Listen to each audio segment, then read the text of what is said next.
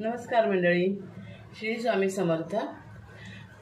मी आज इथे ओल्या खोबऱ्याची खीर करते। त्यासाठी मी 1 कप खोबरं घेतलं आहे ओलं आणि मिक्सरला बारीक करून घेतलं आहे। तसंच आपल्याला इथे 1 चमचा तूप लागेल, अर्धी वाटी साखर घेतली आहे, थोडंसं केशरचे काड्या आहेत ना त्या दुधामध्ये मिक्स करून घेतले आहेत आणि 2 चमचे मिल्क पावडर घेतली आहे आणि दूध गरम करून ठेवून दिलं आहे। आता आपण हे करायला घेऊया। आता आपण याच्यामध्ये तूप टाकून घेऊया।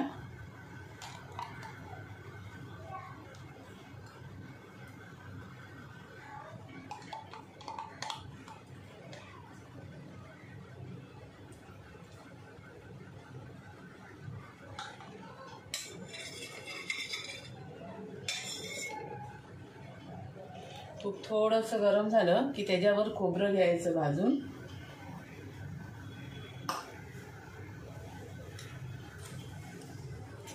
हे खोबरं टाकते।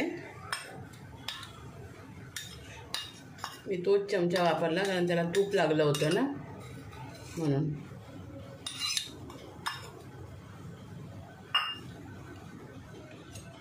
वेस्ट कशाला घालवायचं।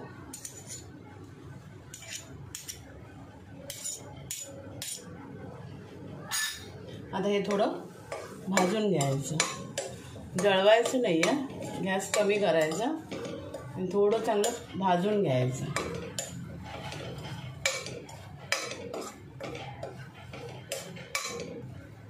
आणि खोबरं मी किसून घेतलेलं आहे, त्याच्यामुळे ते पाटचा काळा भाग नाही आहे त्याच्यात। आता ह्याच्यामध्ये आपण साखर टाकून घेऊया।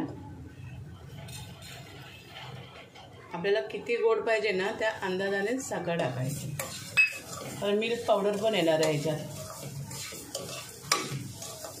आणि आता हे पण जरा परतून घ्यायचं, गॅस थोडा कमी करायचा।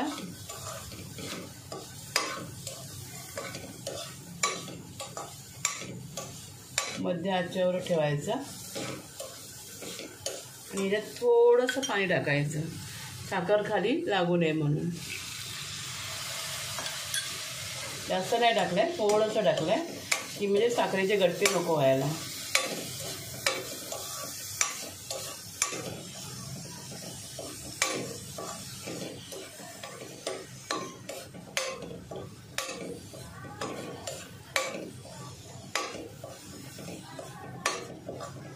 अजून 1 चमचा पाणी टाकू आपण।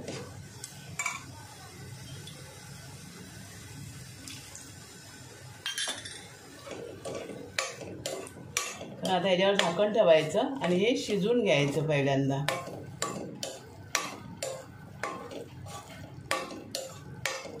आता मी याच्यावर झाकण ठेवते। आता आपण झाकण काढूया।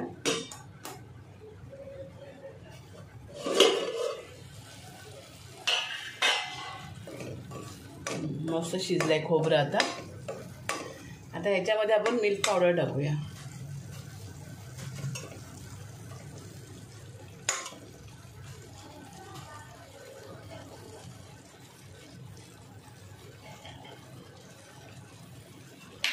गॅस कमी करायचा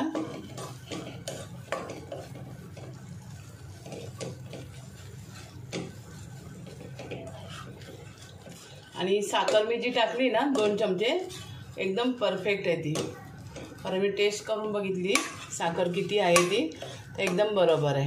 आता आपल्याला साखर परत टाकायची गरज नाही, कारण आता मिल्क पावडर टाकली आपण।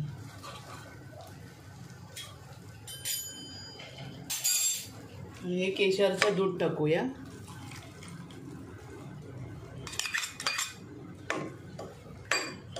व्यवस्थित मोकळं करून घेऊया त्याला।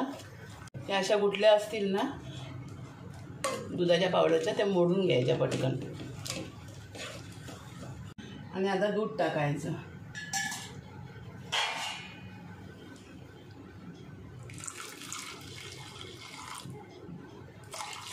हे अर्धा लिटर दूध आहे। किती पातळ करायची ना ते आपल्यावर आहे, कारण पावडरमुळे ना ते आकसणार आहे दूध। आणि आता ह्याच्यामध्ये हे याला उकळी येईपर्यंत मी आता काजू आणि बारीक करून देते।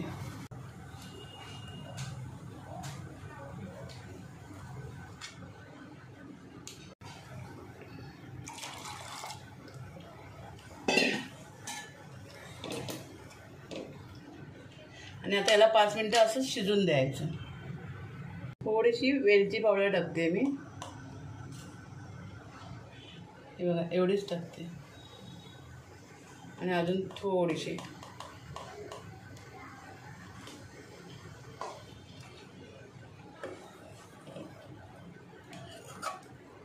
परत सगळं बाजूचं आहे ना ते सगळं मिक्स करून घ्यायचं.